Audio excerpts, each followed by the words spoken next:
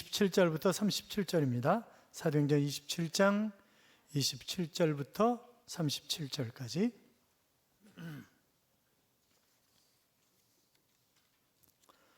교도합니다. 제가 27절 있습니다. 열 나흘째 되는 날 밤에 우리가 아드리아 바다에서 이리저리 쫓겨가다가 자정쯤 되어 사공들이 어느 육지에 가까워지는 줄을 짐작하고 재어보니 20길이 되고 조금 가다가 다시 15길. 암초에 걸릴까요? 고물로 단 넷을 내리고 날이 새기를 고대하니라. 사원들이 도망하고자 하여 이문에서 다슬리는 채하고 거루배에 바다를 내. 바울이 백부장과 군인들에게 이르되 이 사람들이 배에 있지 아니하면 너희가 구원을 얻지 못하리라 하니, 이에 군인들이 거리줄을 끊어 날이 새어가매 바울이 여러 사람에게 음식 먹기를 권하여 이르되 너희가 기다리고 기다리며 먹지 못하고 줄인 지가 오늘까지 열 나흘인즉 음식 나눠 먹기를 너희가 마시오. 너희 중 머리카락 하나도 이룰 자가. 떡을 가져다가 모든 사람 앞에서 하나님께 축사하고 떼어 먹기를 시작하매 그들도 다 안심하고 같이요 배에 있는 우리의 수는 전부 276명이더라. 아멘. 같이 인사하겠습니다. 주의 이름으로 잘 될 것입니다. 더 잘 될 것입니다. 끝없이 잘 될 것입니다. 아멘. 명절은 잘 지내셨습니까? 아직까지 해외여행하고 계시는 분들이 많이 계시던데, 예배 자리에 함께 하신 여러분, 이 한 주간 하나님이 여러분과 동행하심으로 행복한, 좋은, 풍요로운 그런 한 주간의 삶이 될 줄로 믿습니다. 옛날 초등학교 다닐 때 3년 고개라고 하는 그런 이야기가 있었어요. 한 지역에 신비로운 고개가 있었습니다. 그 고개에서 넘어지면 3년 만에 죽는 거예요. 그러니까 그 고개를 넘어갈 때마다 얼마나 조심하고 넘어가겠어요. 그런데 한 젊은이가 넘어가다가 발을 삐끗하는 바람에 넘어졌습니다. 야, 큰일 났구나. 나는 드디어 이제 3년 만에 죽는구나. 그래가지고 집안에서 끙끙 앓으면서 3년 되기도 전에 벌써 죽을 것 같아. 그 이야기를 들은 동네 한 어르신이 찾아왔습니다. 여보게, 왜 그렇게 끙끙 앓는가? 한 번 넘어지면 3년이잖아. 2번 넘어지면 6년이야. 10번 넘어지면 30년이잖아. 굴러 그냥. 그래가지고 다시 뛰어가서 산에서 굴러가지고 건강하게 오래오래 행복하게 장수했다고 하는 그런 얘기가 있어요. 여러분, 듣기 좋은 이야기, 이런저런 이야기들이 우리에게 양약이 될 때가 참 많이 있습니다. 그런데 성경은 하나님의 약속이잖아요. 하나님의 위로와 약속이 있는데 우리는 점점 더 잘 될 것입니다. 반드시 믿음 안에서 멋진 인생이 될 줄로 믿습니다. 가정이 든든히 서려면 가족 중에 존경받는 사람이 있어야 합니다. 가문도 마찬가지죠. 학교도 마찬가지입니다. 그 학교가 명문 학교가 되려면 존경받는 선생님이 있어야 되는 거죠. 그렇잖아요. 나라도 마찬가지죠.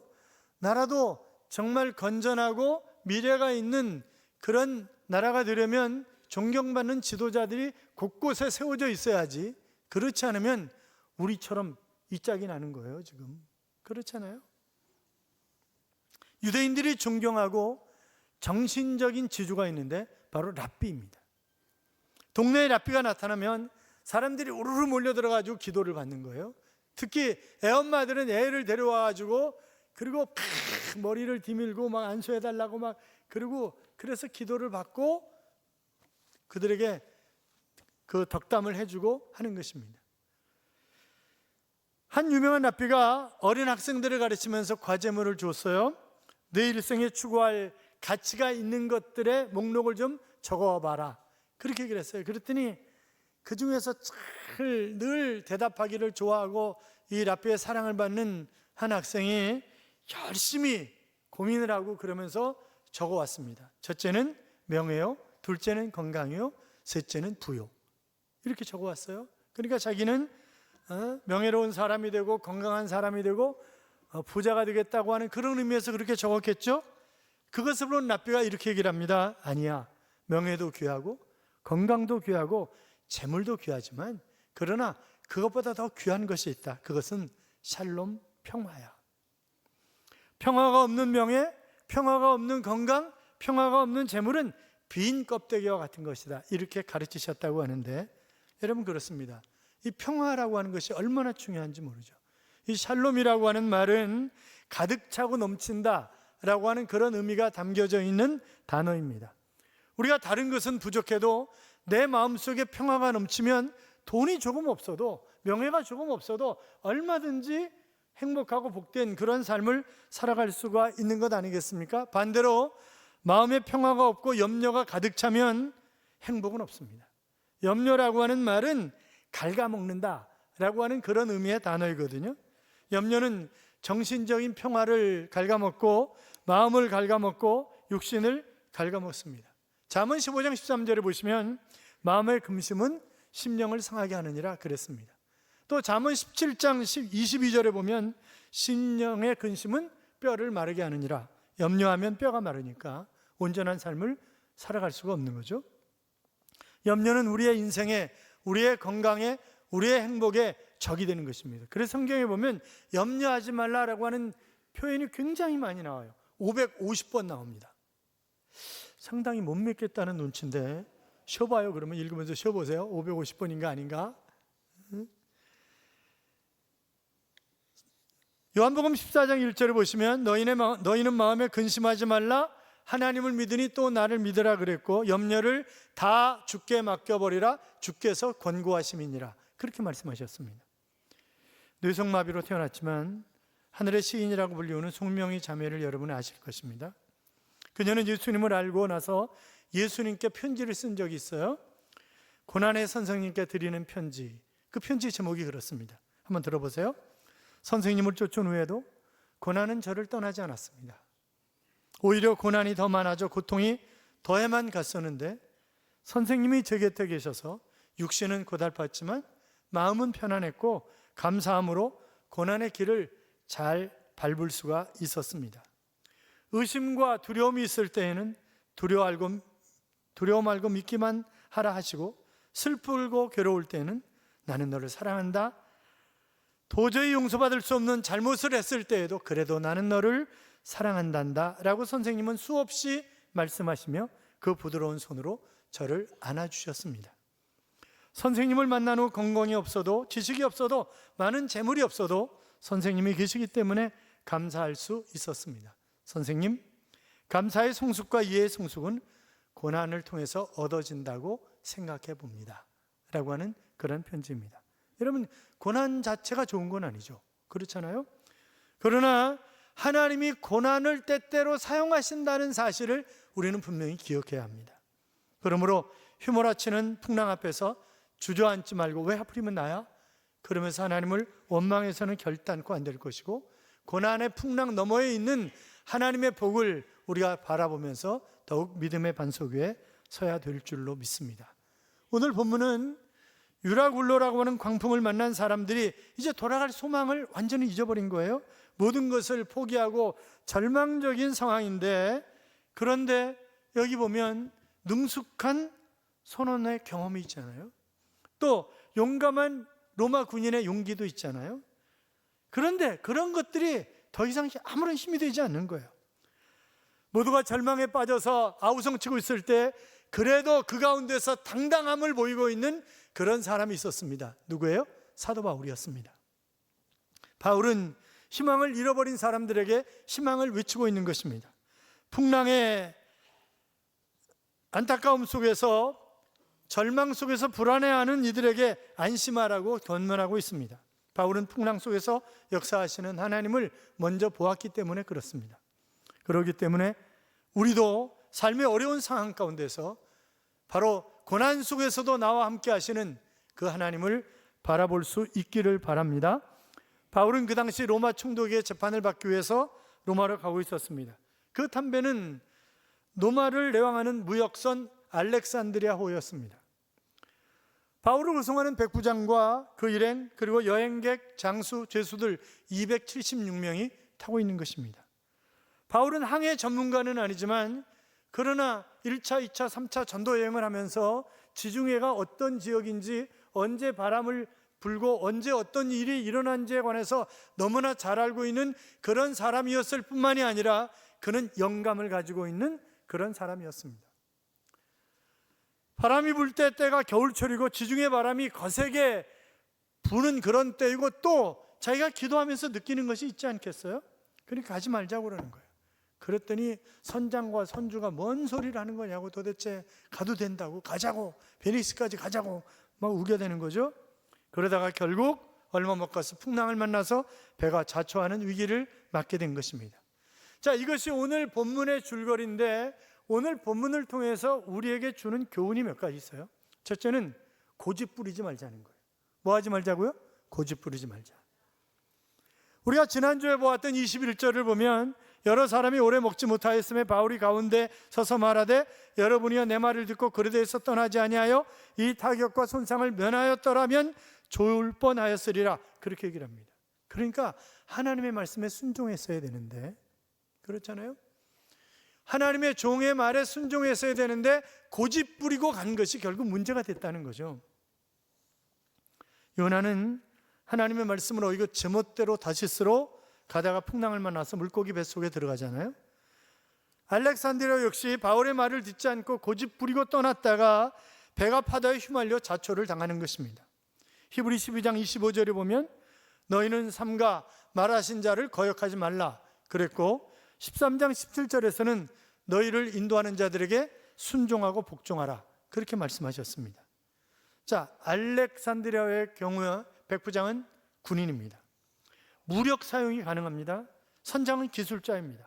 고도의 기능을 가진 그런 사람입니다. 선주는요, 배를 가지고 있는 부자예요.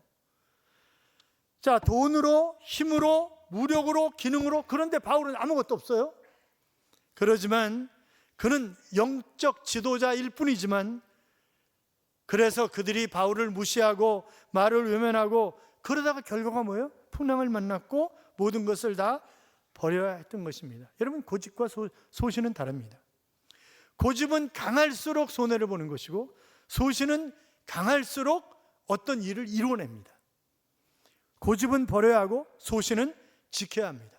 소신은 꿈을 이루지만 고집은 인간관계를 깨뜨리고 분위기를 싸하게 만듭니다. 고집 센 사람 보세요.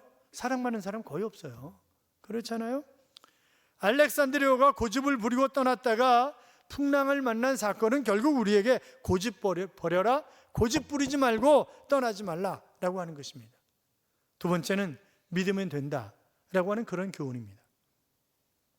25절에 보면 그러므로 여러분이 안심하라, 내게 말씀하신 그대로 되리라, 나는 하나님을 믿노라, 이제 그렇게 기록하고 있잖아요. 자, 배가 좌초되고 위경을 헤매고 있던 어느 날 밤에 하나님은 바울이 걱정하지 마라, 내가 모든 사람들 내 손에 맡겼다, 그렇게 말씀하셨어요. 그 얘기는 뭐예요? 안 죽는다는 얘기잖아요. 다 생명을 건질 거라고 하는, 지금 상황이 안심할 상황이 아니에요. 그런데 배에 탄 사람들을 향해서 안심하라 라고 외치는 것입니다. 왜? 나는 하나님이 말씀하신 것을 믿노라, 그러기 때문에 당신들은 안심해도 된다, 하나님이 함께 하신다, 그런 얘기를 지금 하고 있는 거잖아요. 안심하니까 여러분, 그 요한복음 14장 27절에 보면 갈릴리 호수에서 풍랑을 만났습니다. 그러니까 제자들이 벌벌 떨잖아요. 그때 주님이 물 위를 걸어오시면서 제자들에게 뭐라고 말씀하세요? 안심하라, 내니 두려워 말라, 그렇게 얘기를 하십니다. 그 원문은 두려워하지 마, 나 하나님이야, 그런 얘기예요. 두려워하지 마, 나 하나님이야. 사랑하는 여러분, 하나님이 우리와 함께 하시기 때문에 우리에게 놀라운 평안을 주실 줄로 믿습니다. 평안을 너에게 주노라. 세상이, 나 여러분이 의리 없을 줄 알았어요. 네? 세상이 알 수도 없는 평안, 그 평안을 너에게 주노라, 그렇게 말씀하셨잖아요. 뿐만이 아니라 우리에게 주는 또 다른 교훈은 끊고 버릴 것은 버리라는 거예요. 18절 본문을 보면 우리가 풍랑으로 심히 애쓰다가 이튿날 사공들이 짐을 바다에 풀어버리고 그랬고, 19절에서는 사흘째 되는 날에 배의 기구를 저희 손으로 내어버렸다고 했고, 32절에 보면 이에 군사들이 거룻줄을 끊어버리니라, 이렇게 기록하고 있습니다. 그러니까 배를 조금이라도 가볍게 하기 위해서 짐도 버리고 기구도 버리고 다 버린 것입니다. 비상탈출용으로 둔 구명보트 줄도 다 끊어버렸어요. 오직 배와 사람만 남게 되었습니다. 한마디로 인간적인 수단, 도구, 방법, 처방을 다 잘라버리고 포기한 것입니다. 그것들이 남아있으면 그것들을 자꾸 의지하려고 그래요. 방송실 잠깐 송출하지 말아요.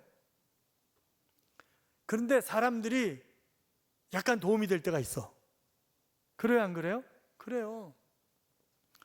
제가 이제 거금도에 집을 짓고 있는데 축대를 너무 높이 쌓아가지고 이게 전봇대하고 안 맞는 거예요. 그러니까 전봇대를 높은 걸로 바꿔야 되는 거예요. 그 전봇대를 바꾸는데 그 뭐 2주에서 한 달 정도 기다려야 된다는 거예요. 그래서 뒤에 앉아있는 김 집사님한테 얘기를 했어요. 제가 주일날, 집사님 전봇대를 옮기려고 했는데 오래 기다리래. 그러니까 어딘데요? 그래서 고흥군. 그랬더니 거기 땅끝 마을이잖아요. 맞아요, 땅끝이에요. 집사님 옛날에 한전에 있지 않았어? 그러니까 이제 한전에서 오래 근무하시다가 퇴직한 지 몇 년 되셨어요. 그러니까 퇴직한 지 몇 년 됐으니까 뭐 사람들을 많이 또 모를 수도 있잖아요. 그런데 그래요. 그랬더니 주소 좀 줘보세요. 그러더니 그 다음날 연락이 와서 전봇대 바꿔준다고. 그러니까 우리나라 사회는 줄사회야. 미국은 실력사회고 일본은 연공서열 사회고 우리나라는 줄사회예요. 그래서 제가 백석신대원 대학원장이 된 것도 줄로 된 거잖아요. 줄로. 제가 백석신대원하고 아무런 상관이 없는 사람이에요. 그 학교 졸업한 것도 아니고 아무런 상관이 없는 건데 설립자께서 제가 총회장 끝나니까 신대원 좀 맡아주셔야 된다 그래서 저 교회 하기도 바쁜데 그러면 안 되신다고 그랬더니 그러지 말라는 거예요. 그러면서 계속 하라고 그러시는 거예요. 그래서 그러면 정권을 주세요. 교수를 자르든지 말든지 붙이든지 제 마음대로 할 테니까 막 웃으시면서 요새 그렇게 못해. 저도 잘 알아요. 제가 30여 년 학교 강의했는데 잘 알아요. 봉급만 주세요. 제가 그놈 강의 안 시킬 테니까. 그러더니 마음대로 해, 마음대로. 그리고 원장 된 거예요. 그러니까 완전 줄사회지 이게. 줄사회예요. 다시 송출하세요. 여러분, 우리의 문제는 뭐예요? 한 손으로 주님 붙잡고 한 손으로 세상 붙잡고 가는 거예요. 그러니까 한쪽 다리에 양쪽 다리를 가지고 한쪽 세상, 한쪽 주님 이쪽에 힘 줬다가 이쪽에 힘 줬다가 이렇게 살아가잖아요, 우리가. 여러분 안 그래요?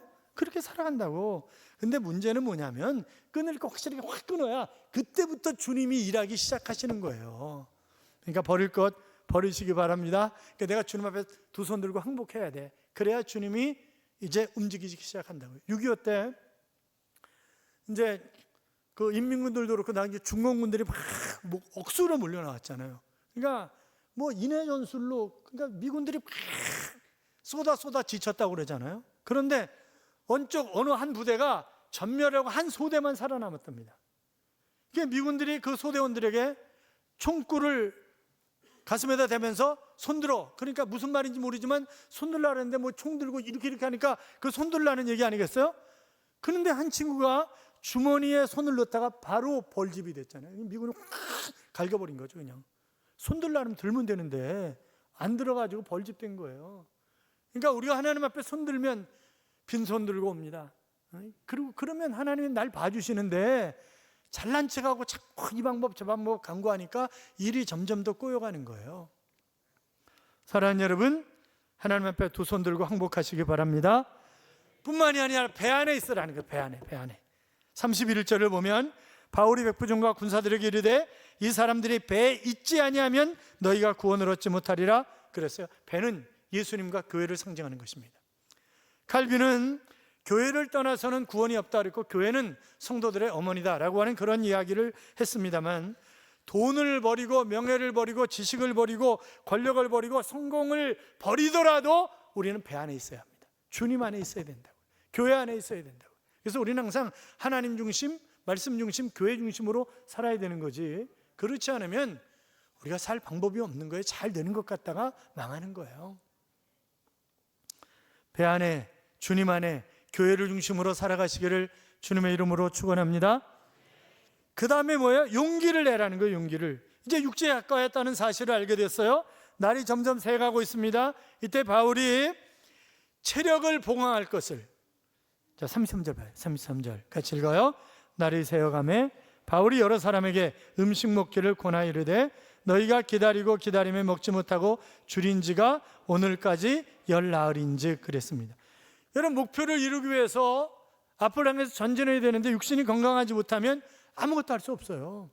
그렇잖아요. 뭐 긴 병에 효자 없다라고 하는 말도 있지만 병이 길어지면요 사는 게 귀찮다고 그래요. 경험을 안 해보셔서 잘 모르죠? 눈뜨기가 싫대요. 눈뜨기가. 눈 뜨는 게 너무 싫다는 거예요. 그냥 차라리 감고 그냥 죽었으면 좋겠다.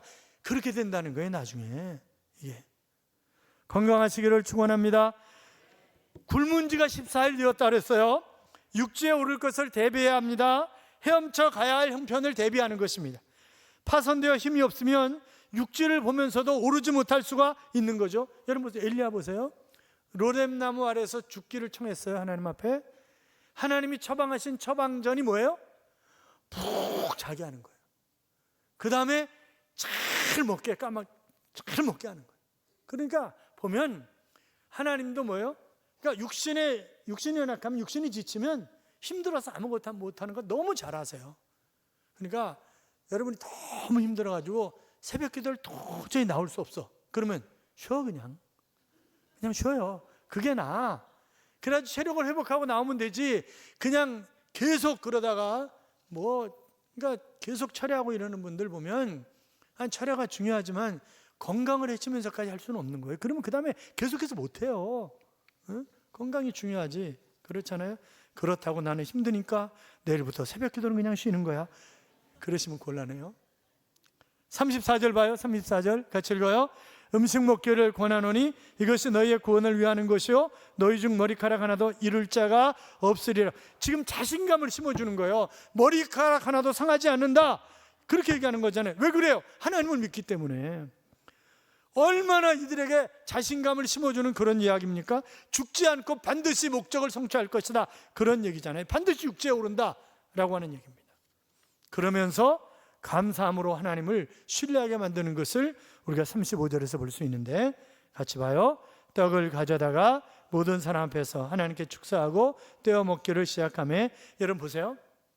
문제가 해결됐어요? 안 됐어요? 해결 안 됐어요. 그런데 지금 하나님 앞에 축사하고라고 하는 말은 감사 기도를 드리고 하는 말이에요. 해결된 거 아무것도 없어요. 그런데 먼저 감사하는 거예요. 위기 상황 속에서. 아직도 육지에 이른 것 아닙니다. 미래가 어떻게 될지 모릅니다. 그런데 감사 기도를. 그러니까 빌립보 4장 6절 7절로 보면 너희가 먼저 기도하는 것도 몰라요. 감사함으로 하나님께 아뢰라. 그래야만 모든 지각에 뛰어난 하나님의 평강이 그리스도 예수 안에서 너의 마음과 생각을 지키시리라. 그렇게 말씀하고 있잖아요. 작은 수가 아닙니다. 276명입니다. 그런데 지금 한 사람도 거역하지 않고 다 무릎 꿇고 기도하는 거예요. 지금 여러분 그 장면이 얼마나 멋있을까요? 거기가 교회 같지 않을까요? 그렇잖아요. 이 사람들이 누구냐고 지금. 그런데 이들이 다 한결같이 바울의 말에 순종하고 감사 기도하는데 다 같이 기도하는 것입니다. 사랑하는 여러분, 일은 하나님이 이루십니다. 하나님의 약속을 믿는 믿음 안에는 방법이 있습니다. 할 수 있거든요. 무슨 말이냐? 믿는 자에게는 능치 못할 일이 없느니라 하셨습니다. 믿고 나가다 보면 하나님이 지혜로운 방법을 주십니다. 믿음은 바라는 것들의 실상이요 보지 못하는 것들의 증거니라고 말씀하고 있습니다. 그러니까 사명을 이루어 주실 것을 믿고 사명 따라가면 하나님이 사람 붙일 때 사람 붙여주시고 물질 붙일 때 물질 붙여주시고 일을 이루어가도록 하나님이 해주시는 거잖아요. 그래서 우리에게 기도하라 그렇게 말씀하셨습니다. 하나님 참 재미있으신 분이에요. 야야 끝까지 기도해. 그래야 내가 준 줄 알 거 아니야. 그렇게 말씀하신다고요. 응? 그러니까 우리가 구하라 그러면 주실 것이요 찾아라 그러면 찾을 것이요 두드리라 그러면 너희에게 열릴 것이니. 그랬는데 히스기야 보세요. 기도하니까 15년간 생명 연장 받잖아요. 한나 보세요. 얼마나 억울한 일을 당해요. 그렇잖아요. 둘째 부인한테 얼마나 서름을 당하냐고. 기도하니까 하나님이 떡도 거비 같은 사무엘을 주시고 행복한 가정을 이루게 되고 목에 힘주고 살잖아요. 에스더가 민족의 위기에 왔을 때 그가 기도하니까 민족을 살리잖아요. 그러니까 기도하면 하나님이 봐주시는 거예요. 기도하면. 그 다음에 이제 38절부터 44절까지 우리가 안 읽었습니다만 필요한 도구를 잘 활용해야 된다 하는 그런 얘기를 하고 있어요. 어떤 일을 하는 데는 도구가 필요합니다. 그것이 필요한 도구일 수도 있고 필요하지 않은 도구일 수도 있죠. 그럼 필요한 도구는 사용하고 필요 없는 도구는 버려야 되는 거죠. 그래서 40절에 보면 돛을 답니다. 왜요? 바람을 이용하기 위해서. 그리고 널 조각이나 배의 물건들이 필요했습니다. 44절에 보면 배가 잘 전진하다가 모래톱에 걸렸어요. 앞은 움직일 수 없고 뒤에는 파도가 휘몰아치고 있습니다. 배가 깨어지니까 필요한 것은 뭐예요? 헤엄쳐 나갈 수 있는 널 조각이나 작은 물건들이 필요한 것이죠. 그래서 바로 이제 그런 도구들을 잘 활용해야 된다 하는 얘기를 하고 있고, 무엇보다 필요한 존재가 있는데 누구예요? 사도 바울입니다. 사도 바울이 죽으면 다 끝나는 거예요. 여러분, 배가 파손되니까 군인들이 뭐라고요? 저 죄수들을 다 죽여버리자는 거예요. 그러면 누구도 죄수예요? 바울도 죄수잖아요. 다 죽이자는 거예요. 그러니까 백부장이 야야 죽이지 마. 왜요? 바울을 구원하기 위해서 못 죽이게 하는 거예요. 사랑하는 여러분, 나 때문에 우리 가정이 살아야 합니다. 나 때문에 교회가 부흥하고 나 때문에 우리 민족이 살아야 되는 것입니다. 그렇잖아요? 축복의 통로가 되시기를 주님의 이름으로 축원합니다. 내가 가는 곳에 웃음꽃이 피고, 내가 가는 곳에 화평이 깃들고, 내가 가는 곳에 분위기가 살아나고, 내가 가는 곳에 소망이 넘쳐야 합니다. 사랑하는 성도 여러분, 임무 수행하는 데 방해되는 것 우리 버려버리자고요. 삼손은 정욕을 버리지 못해서 실패자가 되었습니다. 요나는 한때 국수주의를 버리지 못해서 실패자가 되었습니다. 사울은 쓸데없는 자존심을 버리지 못해서 비참하게 살았습니다. 야곱은 지나친 욕심을 버리지 못해서 수많은 세월을 방황하면서 고생을 했습니다. 아브라함은 갈대아 우르를 떠날 때 내 본토 친척 아비집을 떠나, 그런데 다 데려갔잖아요. 그래가지고 하란에서 얼마나 고생을 해요. 그러다가 아버지가 죽으니까 가나안으로 간다고요. 아버지 이름의 뜻이 뭐예요? 데라가 뭐예요? 갑자기 생각이 안 나네 또. 지체하다, 연기하다, 그런 뜻이에요. 그러니까 아버지 때문에 가나안 땅에 들어가는 것이 지체되고 연기되는 거예요, 이게. 결국 하나님께서 훈련시켜서 하나님만 의지하도록 하는 것을 우리가 볼 수 있습니다만, 전쟁터에 나가는 군인이 아무리 좋은 것이라 할지라도 전쟁에 방해가 되면 그것은 버려야 되는 거죠. 우리는 위기에서 얼마든지 벗어날 수 있습니다. 사랑하는 성도 여러분, 위기를 만나면 고집 부리지 말자고요. 하나님의 약속의 말씀을, 하나님을 믿는 믿음의 반석에 서자고요. 끊을 것 끊어버리고, 위기가 오면 더 배 안에, 더 주님 안에, 교회 안에, 교회를 중심으로 살아가십시다. 용기를 내십시오. 가지고 있는 도구들을 잘 활용하십시오. 주님이 우리와 함께 하십니다. 이 한 주간도 어떤 상황 속에서든지 주님과 동행하며 위기를 지나 승리의 빵빠레를 울리는 그런 삶을 살아가는 귀한 한 주간의 삶이 되시기를 주님의 이름으로 축원합니다. 이런 찬양이 있습니다.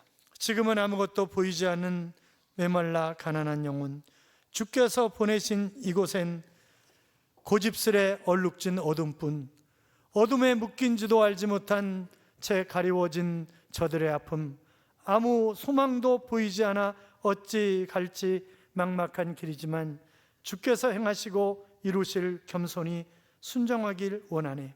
지금은 황무지 같은 이곳에서도 주님 나라 이루어지리, 눈물로 기뻐하리, 이 땅에 주님의 소원이 이루어질 때까지라고 하는 그런 찬양입니다.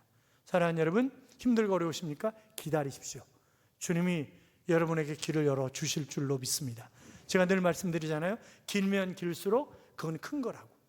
그러니까 기다리면 하나님이 놀라운 역사를, 그러니까 주님만 의지하고 달려가시기 바랍니다.